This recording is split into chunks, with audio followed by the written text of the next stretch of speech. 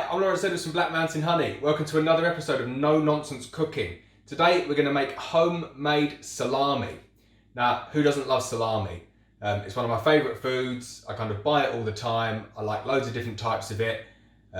Always wanted to try and make it at home.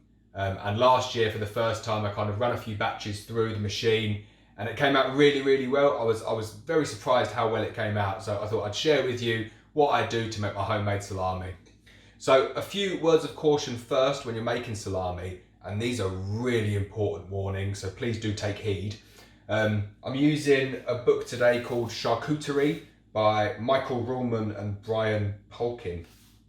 I'm not sure that's how it's pronounced, but that's the book. But the important thing to say is when you're making any type of charcuterie is these are the most important thing. You need to get the weights and measurements absolutely correct. And it's not a case of if you're making a cake and you use the wrong amount of flour or you mix things in the wrong order that it's going to maybe not rise very well and not taste good. With salami, if you get this wrong, it can be very dangerous. You can get botulism and it can kill you. So get that out of the way first. There is a small element of risk in there. Make sure you follow the recipe in a proper book. All this video is me showing you how I do it. It's not giving you advice. So we've got that out of the way. I find there's a recipe in this book. So if you've got this book or you're interested in getting this book, there's a recipe on page 181, Tuscan Salami. So it's the first recipe that they use. It's a really, really basic, bog standard recipe. And I tweak it and add the flavours that I like.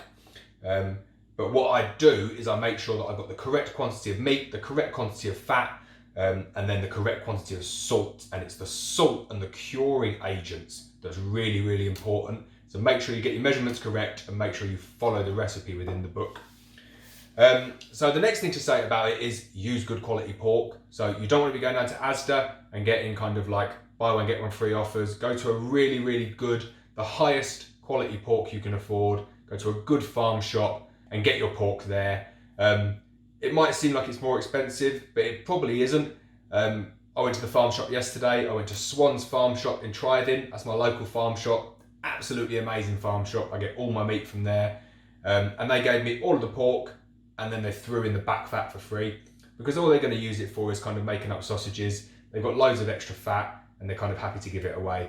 Whereas if you went to Asda, I don't even know if they sell back fat on its own, but they'll definitely charge you for it. So it probably works out about the same price. So today we're going to show you how to make this standard Tuscan salami, but I'm going to tweak the ingredients. Last time I did this one, I liked it. I didn't like the strong taste of fennel though. And I like a fennel salami, but I did a whole batch in fennel. So it just kind of got a bit boring after a while. So what I'm going to do is I'm going to show you how to make a standard batch of salami, and then I'm going to do maybe 2 or 3 different flavoured salamis just to kind of give you a bit of variety when you come to eat your salamis. So the final thing to say is you need to keep it cool. You can't do this in a hot room. So we've got the windows open in here, we've got all the radiators off. You need to be as cool as it possibly can be and work as quickly as you possibly can. You don't want the fat to melt. You get what's called a smear, and that's not good for salami. And obviously the colder it is, the more hygienic it is as well. So, and again, I've missed out one really important thing. Everything needs to be really, really clean. As clean as it can be. So clean it and wash it and clean it again. Make sure it's clean. The whole idea with salami, like it was with the salmon, is you're trying to create an environment where bacteria cannot thrive. And you do that by following the correct precautions, putting the correct amount of salt in, and making sure you don't add unwanted bacteria in there. So this Tuscan salami recipe, there's a couple of items of ingredients in there which are a bit strange, and you will need to kind of go out and order these in advance. So the first one, which you can get from smokedust.co.uk, is Prague powder number 2. So where it says Prague powder number 2, in this book it says Instacure number 2. It's the same product and they're interchangeable. The ingredient that you're looking for in here is the sodium nitrite. Now that's difficult to get on its own, and it's difficult to get the quantities right of it as well. So just make sure you're getting this smokedust.co.uk, Prague powder number 2, and then you can use that for your Instacure number 2. And that keeps you safe. That's the one that kills the botulism for you. You can't sub that out for normal salt, it needs to be that one.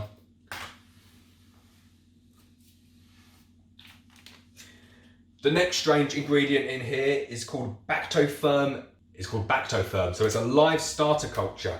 And I used this on my last batch, and then I froze it, and it's still good to go. So I'm going to use the rest of that on the batch today. And now what this does is it increases a certain type of bacteria within your sausage, so that when you ferment it for the first 24 hours, it builds this bacteria up, creates lots of lactic acid, which means that the bad bacteria can't kind of get a stranglehold, and it's really difficult for them to thrive because the good bacteria has already taken hold.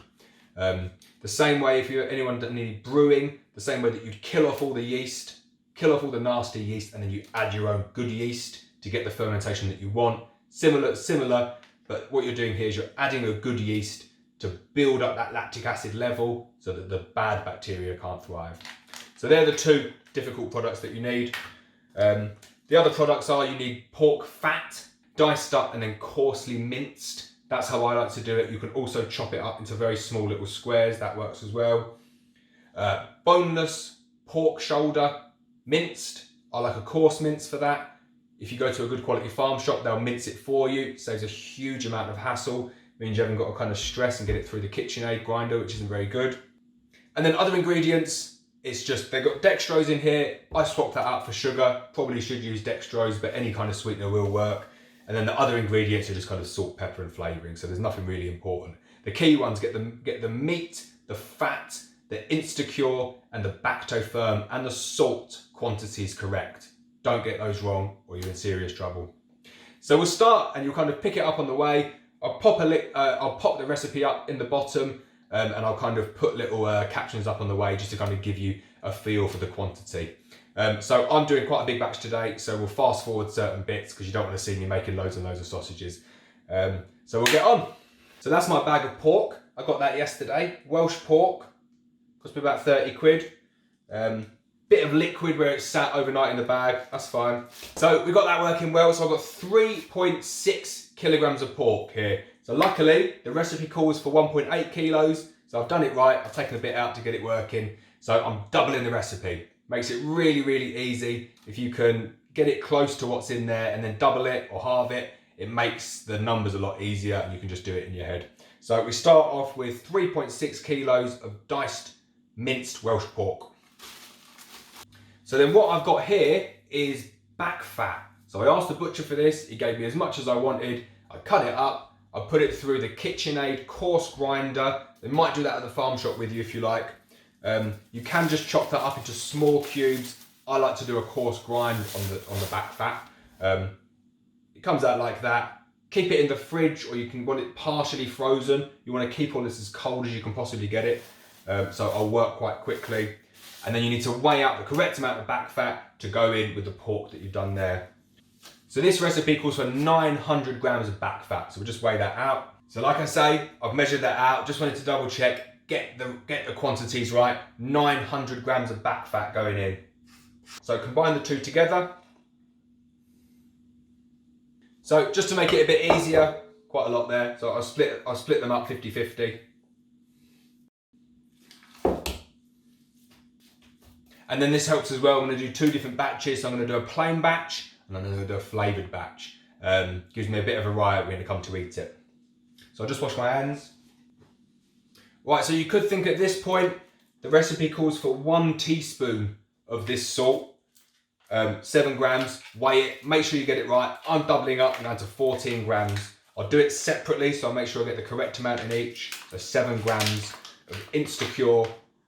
7 grams of Prague powder number 2 in each. So the next thing we're adding is table salt. Doesn't need to be anything fancy, just standard table salt. This recipe, it's 56 grams. We're doubling up, so it's 112 grams, but we'll go 56 grams in each.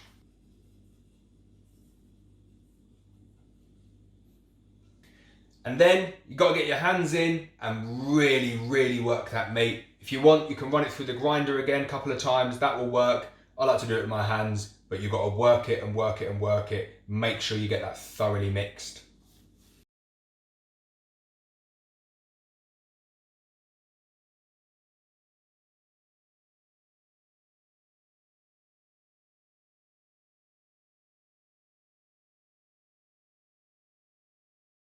So these go into the fridge now while we move on to the next step. Next step is we take 120 milliliters of water and then we add the Bactofirm to it. So I had enough to do 2 batches here. So give that a stir.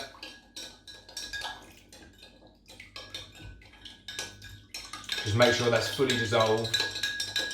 So then we can move on to the other ingredients. So I don't follow the recipe strictly here. I like to use my own flavourings. You need a little bit of moisture. So the recipe calls for wine. So we'll still do one with a bit of wine. And then we're going to turn one into a kind of a chorizo with some paprika and some chipotle as well. Again, you need to make sure you weigh everything out though. You need to be really, really keen here. So both of them are like a lot of pepper. You really can't get too much pepper in your salami in my opinion. So I give them a real good grind of pepper.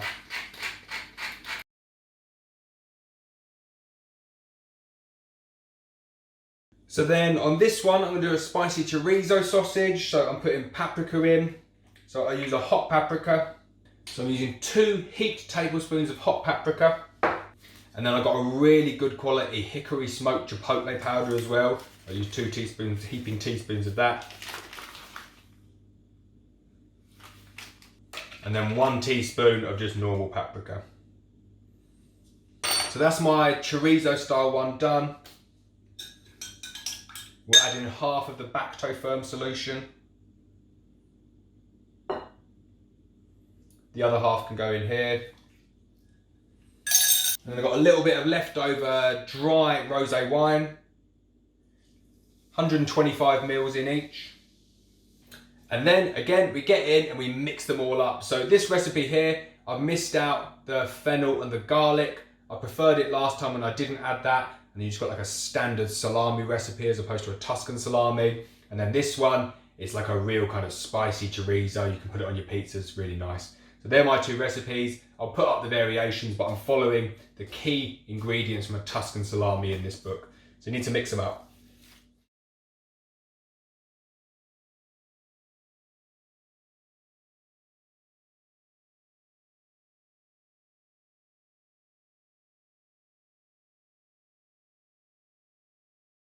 So make sure they're really, really well mixed. Make sure the flavourings are fully incorporated, then wash your hands. So then we move on to the really fun part, and that is stuffing the sausages. So I use a hog casing. You can get these sent through the post. It's like a salted hog casing. You just need to make sure that it's fully soaked and then it kind of all untangles like that. You need to find the end of it and then you need to feed it onto your KitchenAid sausage maker, or if you're lucky enough to have a dedicated sausage maker, even better. The KitchenAid one isn't the best, but I don't make salami enough to warrant a proper sausage maker. So it works, but it really does help if there's 2 of you there. So you're just trying to peel it open a little bit. Once you get started with this, it is a lot easier. And you're looking to feed it on like that. Be careful, you don't want any tears. Once you get it going, it becomes quite easy. You just got to take your time with it. And you want to get the whole hog casing on in one go. Right, so my camera ran out of battery last time I was doing this salami video, so I kind of only got up to a certain point. So I've done another batch and I'm going to finish the video off today. So we got to the point last time where I'd put the hog casings on the KitchenAid sausage machine and we were just getting ready to fill them up. So make sure you do that, nice tight knot. And like I say, if you can get someone to help you at this point, really, really helpful. I had a helper last time, don't have a helper today, so I'm just going to crack on with it. It is manageable to do it on your own, definitely easy with someone else though. But just take your time and it should work out okay. So you put the machine on, lowest setting to start off with. You take the sausage meat and you start pushing it through. Again, make sure everything's clean before you start. You really do need to kind of make sure you're clean. That's the whole key with kind of making salamis. Everything starts off clean.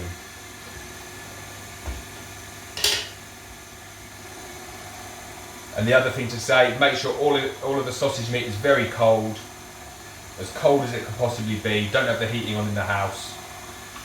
Stops the fat and the sausage meat kind of merging together.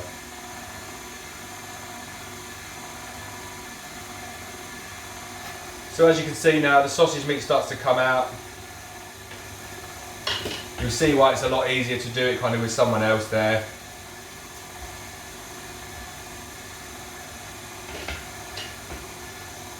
Just got to take your time. Like I said before, you're looking to not overfill the casings, but you don't want air pockets in there. If you feel the need to kind of adjust it, you can just stop, just hold it there and just pull the meat down to make sure that it's nicely packed in, but don't try and overpack it. And then when you're ready to go, put more sausage meat in.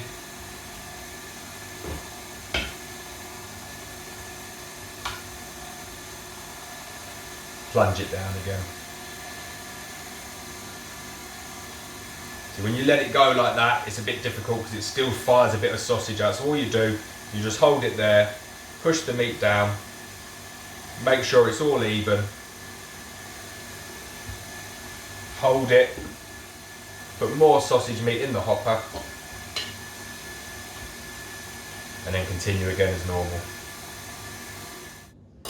So when you get to about that length, that's about the length I like to do it, maybe 2 foot long, maybe a little bit shorter than that, maybe 50 centimeters. You pull it out a little bit, create a seal, and then make sure you give yourself enough room to tie it off sufficiently. You cut that off, and then I like to do a single tie like that, and then another tie again. So I'm no sausage expert, and there's definitely kind of correct butcher's knots for doing that, and I don't know which they are. I just do kind of like a double granny knot, that seems to work well. And then I take some of these stainless steel hooks. I bought these purposely for kind of drying salami, and then I tie the knot around one end of it. And then if you wanted just a straight salami, you can hang it like that. That's a very long straight salami though. When it starts to dry, it will curl. So you'll see it start to curl like that, and then as it dries, it will get straighter again. What I like to do though is I like to hang them in curls like that. So I tie it off, I'll just do that now. And that's what you get a loop effect sausage like that.